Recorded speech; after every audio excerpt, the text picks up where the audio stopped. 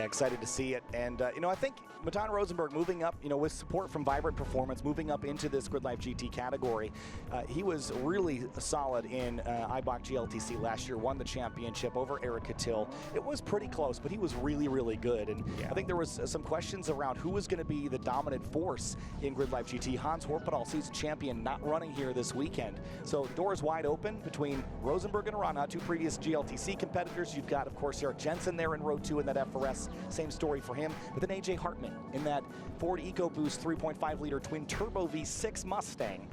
You know, he was here all last year, kind of knows the rhythm of these races and how his car is going to feel in this trim. So game on. Yeah, this is going to be really interesting, especially having both of those Corvettes, very similar trim. I mean, wings, aero, all of it's pretty similar between the two of them, but that run down to that first turn is going to be interesting. Arana getting the inside on that, so he's going to have a little bit of an advantage on that side of things, and he's going to make sure Matan Rosenberg is going to have a bit of work to do to get around the outside to get the pass done. Here we go. GRIDLIFE GT with new Spec Toyo tires coming to the green flag at Carolina Motorsports Park. And then for the first green flag of the year, we're racing at GRIDLIFE South Carolina into turn 1, side by side. Arana gonna pull just north of Rosenberg as they get into turn 2. Rosenberg keeps the overlap there, a little bit of quarter panel overlap, but now he tucks in line through turn 3. Yeah, Rosenberg just looking for that advantage. You even saw it on the run-up. He started edging Arana just a bit, trying to force him to maybe make a mistake at the launch or get the timing wrong, but does a pretty good job there. Does have to back out at the last minute, and even on the timing, it looks like Rosenberg might have actually come across that line a little bit above Arana, which is kind of interesting. We'll have to go back and take a look at that later on. Green flag means go, so once the green flag waves, you're all good to go. And Christian Arana now down to turn 8, leading the field. And AJ Hartman slots into third over Eric Jensen. Chris DeLucia having a look at teammate Jordan Wisely down into turn 8 as well.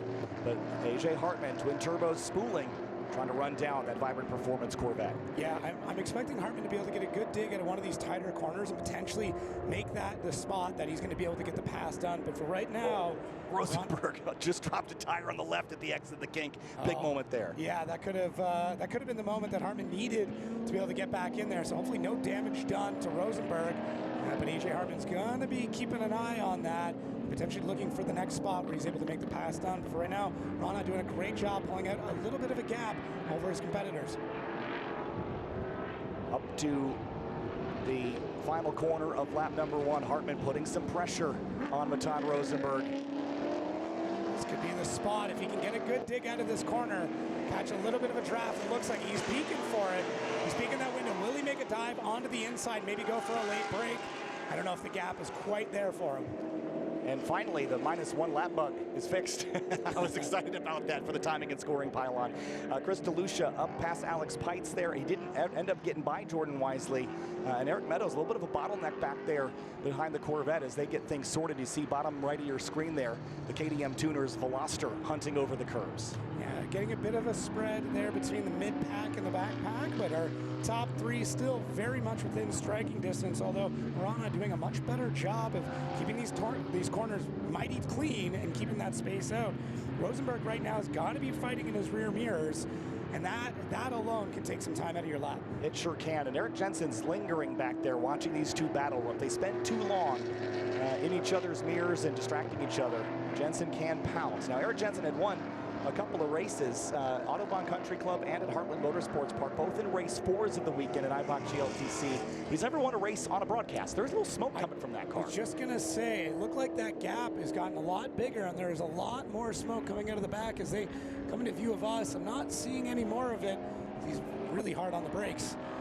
But our top 3 still going at it, and it looks like Hartman is getting very close to wanting to make that pass. Hartman definitely pushing the issue here. Looks like Matan's car stretches its legs a little bit right at corner exit. You see that gap slowly expand. But AJ's car is built for downforce. We saw at Lime Rock Park last year, the lateral G's that Hartman could pull was higher than even a TCR car at times. So he's really got his aero dialed in, does it all himself. Yeah, hoping that boost comes in a little bit earlier for him. If he can make that pass, yeah, it's going to be tough on the brakes. So it's going to be these couple of slower corners that he's going to have to use. Hartman just tracking behind Rosenberg. Eric Jensen is now 8 seconds back from the leaders. Gary Wimble sits solidly in 5th place. DeLucia got by Meadows. We'll keep an eye on him with that 8 HP LS combination. I'm pretty sure I saw Jordan Wisely just pull into the pits as we see him start to tumble down behind the plates. Anthony Scafuto also, I didn't see him take the green, but he is out on track now. See him entering turn number 12. I feel like I smell brakes over here. Yeah, and I'm wondering if that's what that was. Was Jordan Wisely having a brake issue? Because that would have come in very, very close to us. Rosenberg now in a bit more of a stretch on Hartman. I wonder if he's kind of Hartman playing a bit in the dirty air, not getting the cooling he wants. It's amazing. It doesn't take long before, if you don't have that fresh air coming in, it doesn't take a lot to start overheating the car. Yeah, and again, I'm not exactly sure what kind of cooling ability he's got, but you got 2 turbos inside that engine bay. Yeah. And the car's black, by the way. Yeah. So that doesn't temperature. Help. Looks great. Yeah. Doesn't help with the temps. You got to do the aerospace NASA reflective chrome that Rosenberg's got. It's like a space blanket out there. I like it. I mean, so far it's working for him. He's looking clean. He's got that stretch now over Hartman, which is fantastic. That's what he wanted. Had to deal with him pretty much on his bumper for a few laps there, but now look at that spread. So hopefully no major mechanicals there for AJ Hartman. Maybe just letting the car come back down to an operating temp before he can dive back in. But our top 3 are starting to spread out with everyone finding their pace a little bit later on in this event. Rosenberg picks up on it. He just ran his personal best of the race. So did Hartman did not. But Christian Aranja still leading. Let's keep an eye on that gap, though. Now that Rosenberg has got a couple laps under his belt here. 2.6 seconds is the differential. Can he start closing it down? Is Hartman dropping, or is Rosenberg driving away? That's what we'll know soon. Well, I mean, with those lap times, with Rosenberg putting in a better lap time than we've seen previously, I'm hoping for the best that Rosenberg is now getting that pace. Tire window has come in. He's getting confident with it, and not having AJ Hartman breathing down his neck. He looks like he's starting to pull on Arana, and we'll find out as soon as they come across the checker exactly what that gap is. Currently sitting at a 2.6. Expected to close pretty substantially by the time they come back around. Yeah, Chris DeLucia didn't get a good qualifying run yesterday. Came from the back of the field. Now applying some pressure to the back of the number 11 of Gary Wimble here. This Corvette versus LSM3. Big wiggle on the brakes into turn 8. Yeah, you could tell he wanted to make that dive, but the timing just wasn't correct. Came way, way back. Late on the brakes, but not enough real estate on the side of the Corvette as we're seeing a bit more. I wonder if that's just under compression. Yeah, I think that might be. Jensen's got really big wheels on that car. Might need to clearance a fender or something. But I think he's doing it right now as we speak. Yeah, it'll fix itself. Yeah, well, so DeLucia now pulling back just a touch. Whoa, there we go. Yeah, I see on the best lap delta, 0.8 quicker than Wimble's best lap. So this should just be a matter of time, I would think. Got to keep those rear tires up underneath you, though. Those Toyo Proxes are. They'll give you grip for a while, but you got to treat them with respect. Just looking here as Aranja, looks like still best lap doing for quite him. well, and Rosenberg dropping back by almost a second. That was a great lap for Aranja. Yeah, that's what he needed. That's exactly what he needed in that situation. Yeah, that. Flames out the tailpipes of that car, too, on the brakes for Jensen, but he's also falling into the clutches of Gary Wimble and Chris DeLucia. So this could very quickly be a 3-horse race for 4th place. I wonder if DeLucia now hangs back just a little bit, let Wimble start to move his way up, get into a bit of a tussle there with Jensen, and then you can make the strike at that point in time. This might be the case considering how much they're closing the gap as we start to come through these corners. Be an interesting strategy, but it's one that can work. Let the leader worry about something else. You sneak through and catch them while they're going a little bit wide. Little big wiggle there for DeLucia. I think he's struggling with rear grip now. Just had it all over the place through 5, 6, and 7. He's just got to take a breath, cool it off for a second. I think he's really just sending it. He's got pace in this car, right? But I think you got to pace yourself a little bit. It's hard in a 15-minute race to come from the back to the front. You see there in the list of cars, 2 Corvettes, a Mustang, and an FRS, your top 4. And then the lone BMW in the field running P6. When you're running that hard, when you know you've got to fight from the back of the pack, you can start to overwork the tires too, because you're trying to get through the pack as quick as you can.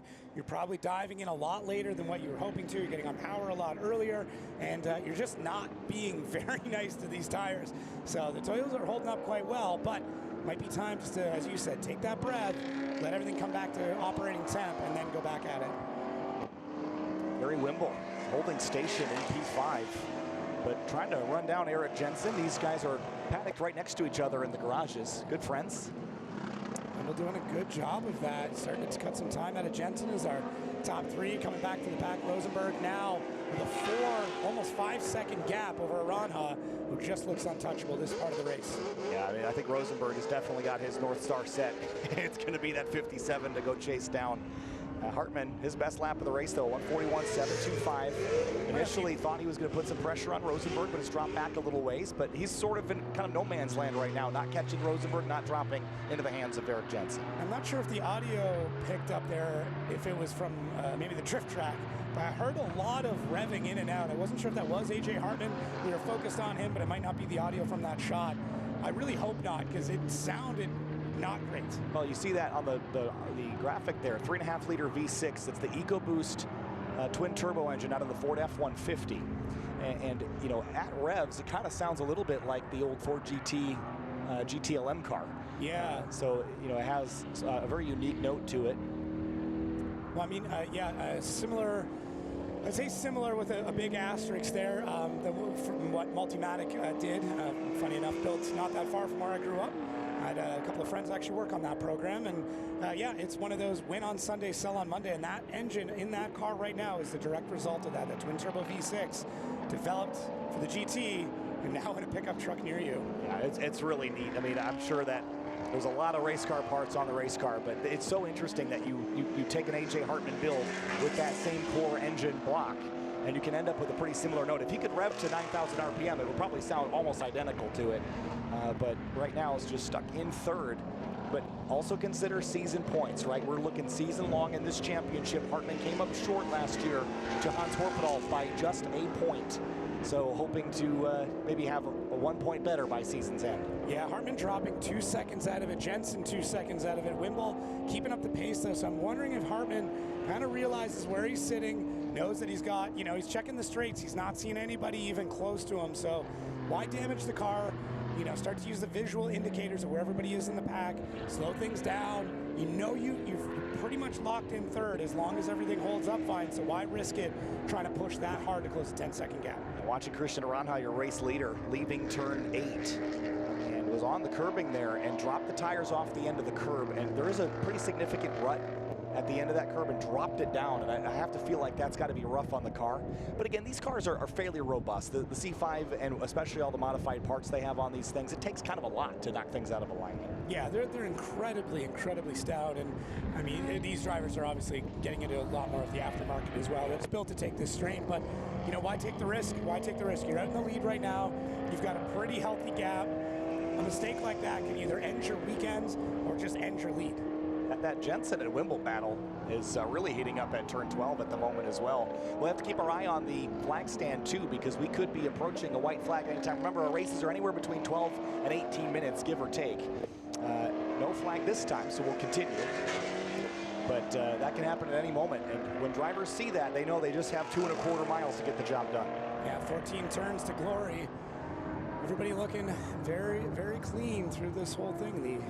The 87. It's Scafuto in the Camaro. Down 2 laps. Yeah, I don't think he started on time. Side by side on the front stretch, by the way. Eric Jensen and Gary Wimble are battling door to door, but Scafuto supported by KDM tuners this right year. There we go. Oh, a little damage on the splitter for Jensen. Oh. Not that that's shocking considering how much that's been scraping, but now trying to build a ground effect car. Yeah, and so Wimble's going to grab 4th here, and I have to wonder, was that the source of the smoke or the result? Ooh, big wiggle onto the braking zone for turn 4. Jensen is struggling a little bit now, and that damage, that's going to be really annoying inside the car, especially if it's still on the clips that hold it to the car. It's going to flap and shake, and it's extremely distracting if you don't know what's happening. Yeah. Now, do they have live radios back to the crew? Can they let them know what's going on? I guess the answer would be what crew? I mean, Eric Jensen's here on his own. Fair enough. So that's the grassroots grit. None of these guys here have team members. They might have a family member here, but I know Wimble and Jensen are here on their own. I think it was Kerry Wimble's anniversary, and his wife's not here. So I saw that on the social media over on just the other day. So it's gonna be a tight race. I think I just saw bits and pieces of that front splitter being donated to the sky. But yeah, that's not going to be great. Fingers crossed it doesn't get caught into the front wheel, especially under braking. Oh, there is a bit more damage underneath as well. More bits and bobs hanging down. Yeah, it's just distracting, right? I mean, if that part comes off, it's going to slow the car down, but it's not going to be incredibly consequential for the short term. It's just what it hits when it leaves. You know, that's the thing. Honestly, I'd rather have it just fall off than be buffeting around this whole time. Well, and you have no idea what it is. You don't know what's falling off. You might have a guess. Maybe it's happened before, so you understand what the sound is. But either way, that's in the back of your mind going, I don't know what is happening. He's not bailing out, I'll tell you that. He is in it. Okay, more parts starting to come off. We're going to have to give him a littering ticket by the time we're wrapped up on this lap. And there's the white flag, final lap of this race. And Jensen just has to make it hang on for another minute and 40 seconds. That is going to be tough with DeLucia starting to breathe down his neck as well. Maybe spotting an injured animal ready for the taking, as little bits of carbon fiber flying off into his face. And now he's got Chris DeLucia hunting him down. If he doesn't hold this together, DeLucia's going to steal a top 5 from Jensen. Yeah, Jensen's going to have to get the shoulder or the elbows out to really make sure that DeLucia isn't able to get past him. DeLucia's got the power to do it. And with Jensen very, very much down on aero right now, if it's going to happen, DeLucia's going to have to do it in a heavy braking zone. Into turn 8. This battle for 5th or 4th, make it with Wimble out in front, is still hot. But Christian Aranja off in the very far distance. You see that yellow Corvette. He's coming down into turn 14, back to the checkered flag. And not his first race in GRIDLIFE GT, nor his first win in it, having run a GR Super pit race last year. But he's going to start 2026 with a win at Carolina Motorsports Park. Race 1 of the season goes to Christian Aranja in GRIDLIFE GT. Congratulations to him. Matan Rosenberg is going to slot into 2nd place, then A.J. Hartman in 3rd, and then that battle for 4th is heading into the final couple of corners. I don't think it's going to change. Looks like Wimble solidly 4th, Jensen in 5th as they approach those final turns. Yeah, not seeing any passing going on right now, as we saw DeLucia just sneak by our view. So it looks like he's going to be stuck there in 6th. Jensen able to hang on so far.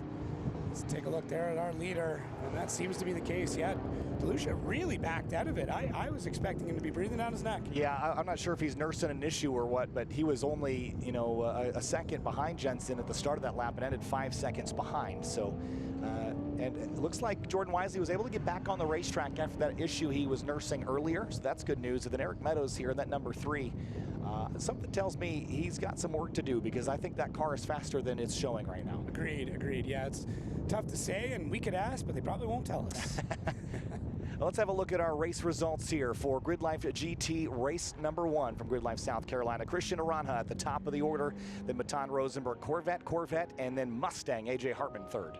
Yeah, after that, Gary Wimble taking in 4th and 5th. Eric Jensen, Chris DeLucia. I really thought he was going to make up the gap, but didn't end up doing so. Eric Meadows in the Corvette, Alex Pites, and then Anthony Scafuto and Jordan Wisely not having the session they were hoping for. No, it started off okay, and I think they were pretty quick in qualifying, but just getting that car to make the whole race, again, with the temperatures we're seeing, just keeping temperatures in the engine bay under control, that might be, I have a feeling that could be it, but maybe we'll have to send Jackson Lambros over there to figure it out.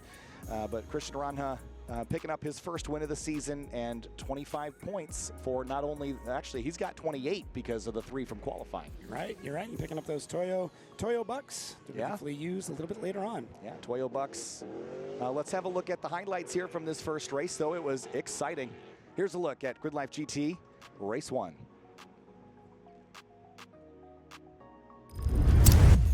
It all started with the roll out of the grid for the first time in 2026 at Carolina Motorsports Park. The run to the start-finish, Christian Aranja just nosing out. 2nd place qualifier, Matan Rosenberg. Chris DeLucia didn't have a great qualifying run, started the tail of the field, got by Alex Pites early and launched himself forward. All the while, A.J. Hartman was trailing Matan Rosenberg. Yeah, it looked like he was going to be able to take it to him and potentially take that 2nd spot, but unfortunately it just didn't really come together for him. And yeah, Chris DeLucia makes up some ground pretty early on, but unfortunately falls a little bit flatter on during the rest of the season, or session, sorry.